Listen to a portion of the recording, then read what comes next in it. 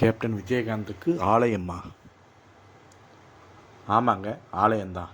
நானும் அப்படியே நினச்சிக்கிட்டு தான் நேராக கேப்டன் சமாதிக்கு போய்கிட்டே இருந்தேன். சரி, போகும்போது கையில் கொஞ்சம் பூவை வாங்கிட்டு நேராக உள்ளே போனேன். உள்ளே போனோம்னா பரவாயில்லைங்க, கூட்டமும் நிறையா தான் இருந்துச்சு.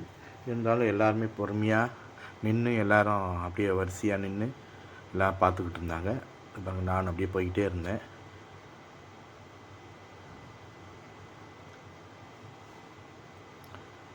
அங்கே பூவெல்லாம் நிறையா கொட்டி கிடந்துச்சு. அவங்க அதெல்லாம் கரெக்டாக அந்தந்த டைமிங் ஏற்ற மாதிரி அவங்களும் நேராக எல்லாத்தையும் அந்த பூவெல்லாம் எடுத்துடுறாங்க.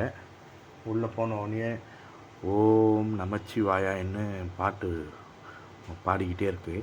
அதை கேட்டோடனே நம்மளுக்கே உள்ள ஒரு கோயிலுக்குள்ளே வந்த அப்படியே என்ன சொல்லலாம், கோயிலுக்குள்ளே வந்த மாதிரியே இருந்துச்சு எனக்கும்.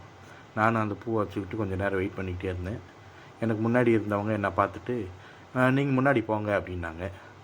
சரிங்க அப்படின்னு சொல்லிட்டு நானும் அந்த பூவை எடுத்துக்கிட்டு அப்படியே கொஞ்சம் முன்னாடி போகலான்ட்டு போனேன். அப்புறம் அவங்களே எனக்கு கொஞ்சம் வழி விட்டுட்டு நீங்கள் முன்னாடி போங்க அப்படின்னாங்க. அவங்க அப்புறம் என் பின்னாடி வந்துட்டாங்க. அப்படியே அந்த பாட்டை கேட்டுக்கிட்டே மெய் மறந்து போயிட்டேன். அப்படி நானே ஓம் நமச்சிவாயா அப்படின்ட்டு பாட்டு பாடிக்கிட்டே இருக்குது பாருங்க. எனக்கு வழி விட்டுட்டு அவங்க எனக்கு முன்னாடி நான் போய் அவரோட சமாதியில் அவர் கீழே அவருக்கு சிலை வச்சுருக்காங்க. அந்த சிலையில் பூ வச்சுட்டு அந்த பூவை அப்படியே வச்சு அவரை வேண்டிட்டு அவர் சமாதியை பார்த்துட்டு அப்படியே வெளியில் வந்தேங்க.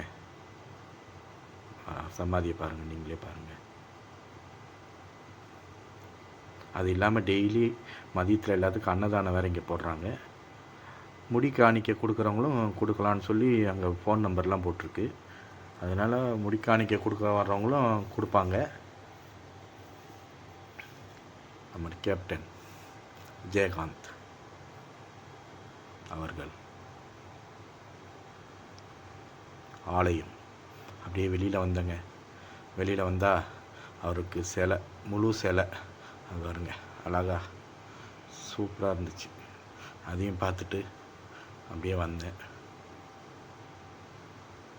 அவர் பக்கத்தில் சமாதி பக்கத்துலேயே இருக்குது சிலை கூட, நல்ல பெரிய சிலை தாங்க. என்ன ஒன்று, இன்னும் கொஞ்ச நாள் நம்ம கூட இருந்திருக்கலாம்.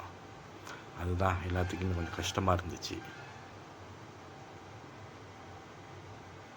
அப்படியே அவர் சமாதியிலேருந்து அப்படியே உள்ளே போய் பின்னாடி போனால் பின்னாடி எம்ஜிஆருக்கு ஒரு சிலை இருக்குங்க. எம்ஜிஆருக்கும் சிலை வச்சுருக்காங்க உள்ளேயே. அந்த சிலையை அப்படியே அவங்க மாற்றி வைப்பாங்கன்னு நினைக்கிறேன். இப்போதைக்கு எம்ஜிஆர் சிலை கேப்டன் சமாதிக்கு பேக் சைடில் இருக்குது. இப்போதைக்கு பாருங்கள், அவரோட ஃபோட்டோஸு எல்லாமே இருக்குது பாருங்கள். எத்தனை இது நடிச்சிருந்தாரோ அவ்வளவும் இருக்குது.